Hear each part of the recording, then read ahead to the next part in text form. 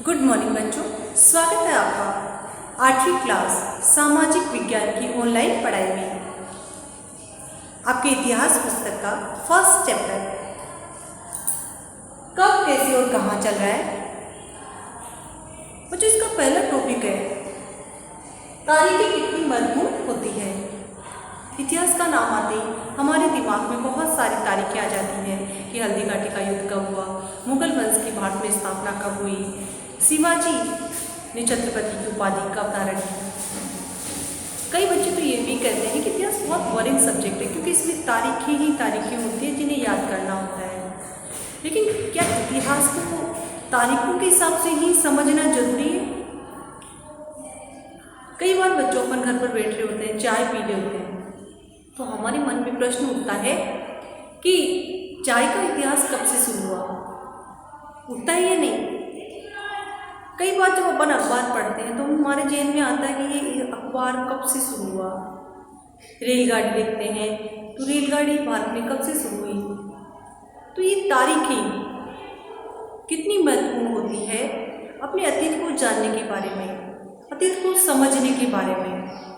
कौन सा राजा कब शासक बना, उसका वारिस अर्थात उसके पुत्र का जन्म कब हुआ, उसने कौन सी इमारत का कब निर्माण किया। अर्थात इतिहास को तारीखों के परिप्रेक्ष्य में ही समझते हैं। तो क्या इतिहास को सोचने समझने का मापदंड यही है?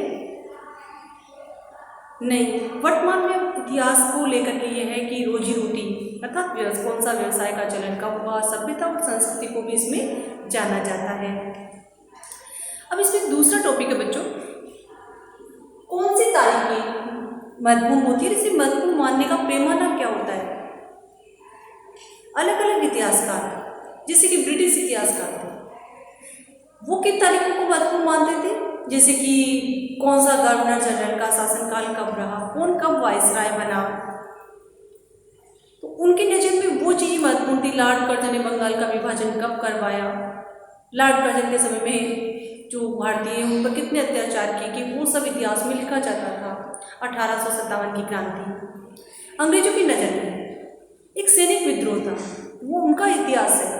हमारी नज़र में वो स्वतंत्रता संग्राम था। तो इस तरह महत्वपूर्ण मानने का मापदंड अलग अलग है। ब्रिटिश इतिहासकार कई दूसरी चीज़ों को महत्वपूर्ण मानते हैं, हिंदू इतिहासकार अलग चीज़ों को महत्वपूर्ण मानते हैं।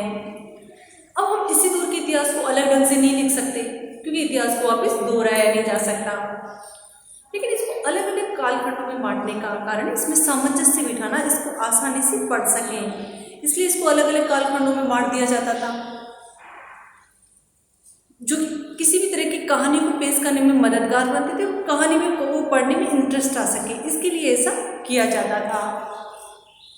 हमें अपने इतिहास का एक अलग अलग खाका बनाना पड़ेगा। इसका मतलब ये है कि अब तक जिन तिथियों को महत्व दिया जा रहा था क्या वो वास्तव में महत्वपूर्ण नहीं थी, तो इनको महत्वपूर्ण मानने का पैमाना हम क्या रखें, ये प्रश्न हमारे दिमाग में आता है। और अगर ऐसा करेंगे तो फिर जो पुरानी तिथियां हैं वो उनको छोड़ करके लिए हमारे लिए नई तिथियां महत्वपूर्ण बन जाएगी। अब इसका जो तीसरा टॉपिक है कि हम अवधियां कैसे तय करते हैं कि ये प्राचीन काल है, ये मध्यकाल है, ये आधुनिक काल है। 1817 में स्कॉटलैंड के अर्थशास्त्री राजनीतिक दार्शनिक जेम्स मिल ने अपनी पुस्तक ए हिस्ट्री ऑफ ब्रिटिश इंडिया नामक किताब लिखी। इस किताब में उन्होंने इतिहास को 3 कालखंडों में बांट दिया, हिंदू, मुस्लिम और ब्रिटिश इतिहास। लेकिन क्या इतिहास को ऐसा बांटा जा सकता है, हिंदू काल या मुस्लिम काल? तो क्या जब हिंदू शासक निवास करते थे क्या मुस्लिम जनता नहीं थी? जब मुस्लिम शासकों का समय रहा तो हिंदू जनता भी घाट पे निवास करती थी। इसलिए क्या किसी समय को कालखंड में बांट देना सही है? ऐसा हम नहीं कर सकते। लेकिन जेम्स मिल जैसे जो राजनीतिक दार्शनिक थे वो यूरोपीय जाति को श्रेष्ठ समझते थे और जो भारतीय हैं उनको अज्ञानी समझते थे। वो सोचते थे कि जो यूरोपीय जातियाँ हैं भारत में सभ्यता का विकास करेगी। उनकी नज़र में भारत में पहले से अंधकार है, ज्ञान है और यूरोपीय जातियों में शिष्टाचार है और वो शिष्टाचार भारतीयों को सिखा सकते हैं। लेकिन हमारे इतिहासकारों का मानना ऐसा नहीं है। अलग अलग इतिहासकारों ने अलग अलग मापदंड तय किए हैं।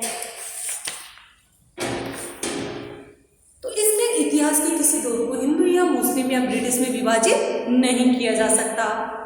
अंग्रेजों के द्वारा सुझाए गए वर्गीकरण से अलग हटकर भारतीय इतिहासकारों ने इसे 3 कालखंडों में बांट दिया, प्राचीन काल, मध्यकाल और आधुनिक काल। हालांकि इस पर भी पाश्चात्य सभ्यता का प्रभाव है और कई लोग इसे औपनिवेशिक युग भी कहते हैं।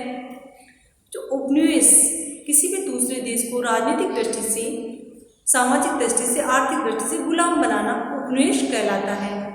और इस उपनिवेश के दौर में भारतीय रीति रिवाज, संस्कृति, इस पर अंग्रेजी रीति रिवाज और संस्कृति लादी जाने लगी।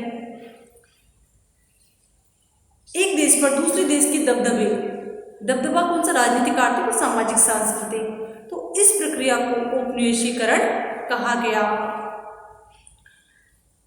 तो सारे वर्ग और समूह इन बदलावों को एक ही ढंग से अनुभव नहीं करते, सबके दृष्टिकोण अलग अलग है, सभी इतिहासकारों की सोच अलग अलग है।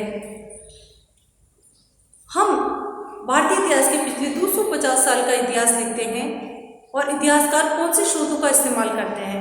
पिछले 250 साल, जिसको अपन अंग्रेजी शासन का समय भी कर सकते हैं। इतिहासकारों ने कौन से स्रोतों का प्रयोग किया? अभिलेखों का प्रयोग किया गया। अभिलेखों के संरक्षण की प्रक्रिया अंग्रेजी शासन के समय ही शुरू हुई। प्रशासन ने अभिलेख तैयार करना शुरू किया। अंग्रेजी शासन के काल के जो इतिहासकार थे उन्हें समझ में आने लगा था कि जो पुरानी चीजें हैं, निर्देश है, योजना है, नीतिगत पैमाने हैं, उनको साफ साफ लिखा जाना चाहिए ताकि बाद में उन पर वाद विवाद किया जा सके। और इस समझदारी के चलते ज्ञापन, टिप्पणी, प्रतिवेदन पर आधारित शासन की संस्कृति पैदा हुई। अंग्रेजों को यह भी लगता था कि तमाम अहम दस्तावेजों और पत्रों को संभाल कर रखना जरूरी है, इसलिए उन्होंने हर चीज को, अभिलेखों को संभाल के रखना शुरू किया। उन्होंने सभी शासकीय संस्थानों में अभिलेख कक्ष बनवा दिए, जिनमें दफ्तर, कलेक्टर, कमिश्नर के दफ्तर, प्रांतीय सचिवालय, कचहरी, सबके अपने रिकॉर्ड रूम होते थे और महत्वपूर्ण दस्तावेजों को बनवा कर रखने के लिए अभिलेखागार और संग्रहालय जैसे संस्थान भी बनाए गए ताकि ये जो महत्वपूर्ण दस्तावेज इनको संभाल के रखा जा सके। आर्काइव के समय ये सब शुरू हुआ। 19वीं सदी की शुरुआत में प्रशासन की एक शाखा से दूसरी शाखा के पास भेजे गए पत्रों, ज्ञापनों को अभिलेखागारों में आज भी सुरक्षित प्राप्त किया जा सकता है। तो अंग्रेजी शासन के समय में अभिलेखों का संरक्षण किया जाना शुरू हुआ। उन्हें जो लोग सुंदर सुलेखन प्रक्रिया में पारंगत थे उन्हें खुशनवीसी या सुलेखनीय भी कहा जाता था। 19वीं सदी के मध्य तक पहले छपाई की प्रक्रिया प्रारंभ हुई तो हाथ से लिखा जाता था। इसके बाद में धीरे धीरे छपाई का इतिहास शुरू हुआ और अधिक तरीके से जो अभिलेख थे उनको संग्रहित किया जा सका। Thank you. वीडियो पसंद आए तो बच्चों लाइक और सब्सक्राइब अवश्य करें।